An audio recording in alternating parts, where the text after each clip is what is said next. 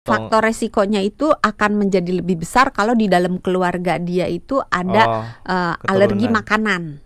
Jadi misalnya bisa juga dia ibunya alergi susu, kemungkinan anaknya iya. Atau misalnya bapaknya alergi, nggak harus sama-sama susu tapi ada alergi makanan, misalnya makan alergi ikan atau alergi telur gitu, maka anaknya.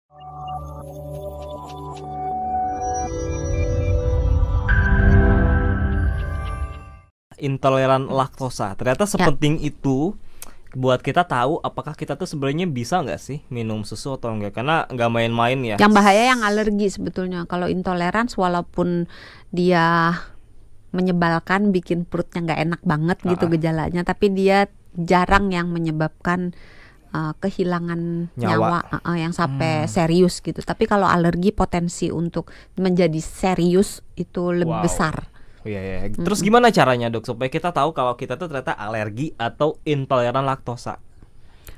Masa kita harus minum susu dulu buat tahu, kan nggak mungkin dong. Kalau misalnya mau tahu alergi, lakukan tes alergi.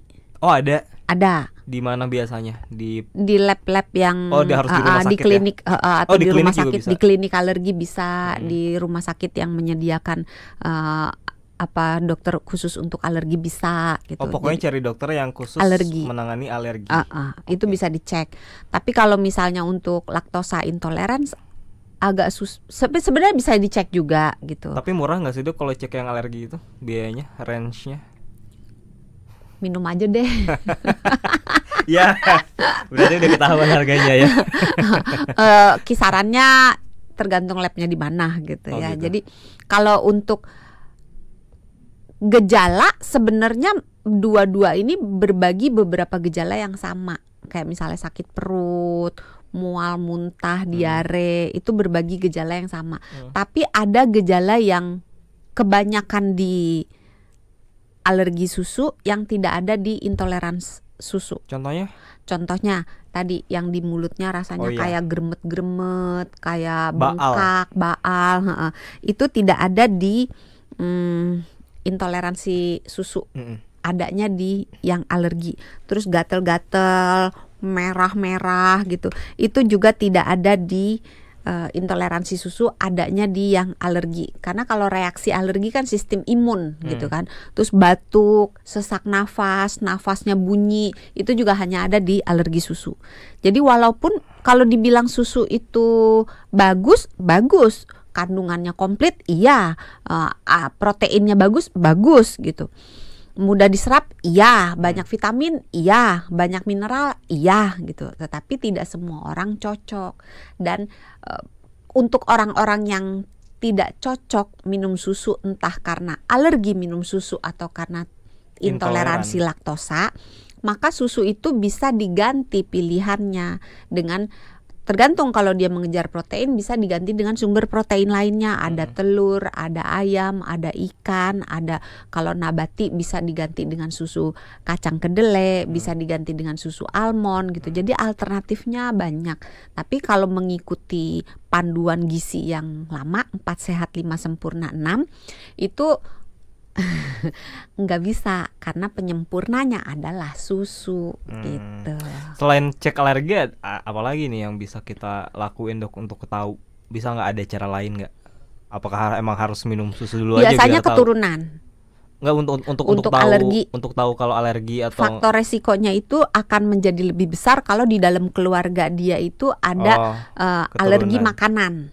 Jadi misalnya bisa juga dia ibunya alergi susu, kemungkinan anaknya iya. Atau misalnya bapaknya alergi, nggak harus sama-sama susu tapi ada alergi makanan, misalnya makan alergi ikan atau alergi telur gitu, maka anaknya anak tersebut punya resiko lebih tinggi untuk menderita alergi susu. Atau punya bentuk-bentuk alergi lainnya yang tidak di saluran pencernaan.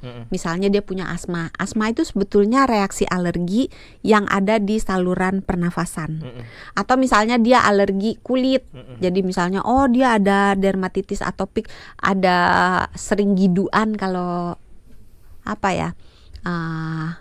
Bahasa Indonesianya urtikaria. Oke.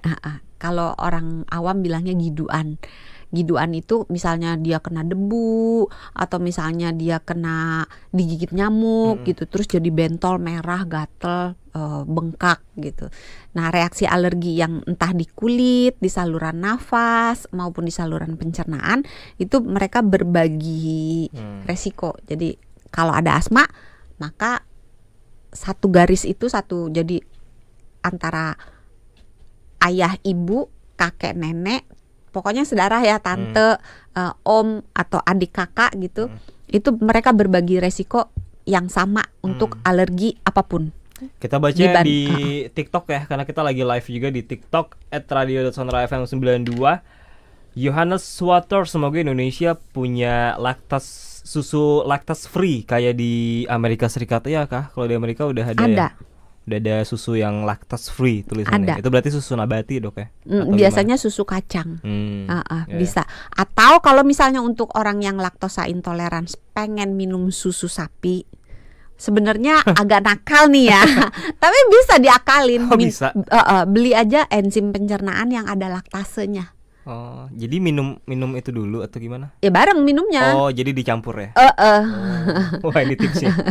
Jadi karena begitu kan dia simptomnya itu muncul, gejalanya itu muncul karena nggak dicerna kan laktosanya. Nah, begitu dimasukin enzim laktase, ya kan bisa dicerna. Jadi nggak ada masalah. Ya, ada boosternya, jadi tidak usah khawatir. Dan bisa di desensitisasi. Desensitisasi itu dilatih. Oh, jadi biar bisa kebal. Cara ngelatihnya? Keren.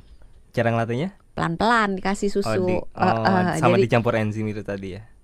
Mula-mula mungkin dicampur enzim, tapi kalau mau melatih nggak pakai enzim. Tapi memang agak menderita dikit-dikit sih, tipis-tipis lah. Jadi minum susu dikit dulu. Karena nggak efeknya nggak sebahaya kalau alergi ya. Iya, tapi kalau alergi jangan dicoba-coba, nggak perlu dicoba-coba. Kalau dia intoleransi boleh dicoba-coba. Ada Mada nih, beberapa orang tua termasuk mama saya minum susu untuk tulang, tahu ya Dok ya. Mereknya apa? Kira-kira seberapa berpengaruh sih susu itu? Pengaruh nggak? Nah ini menarik nih. Terima kasih Ibu Mada tadi, makasih juga Pak Yohanes yang udah bertanya. Sebetulnya susu untuk beberapa kelompok orang memang diperlukan karena dia mudah, kan tinggal diglek gitu aja ya. Terus kandungan proteinnya juga lengkap dan bisa mudah dicerna sepanjang dia tidak ada masalah apa-apa. Untuk orang tua boleh minum susu, tapi sebetulnya udah agak terlambat. Jadi kalau mau makan, ini kita ngomong soal tulang kan? Yep.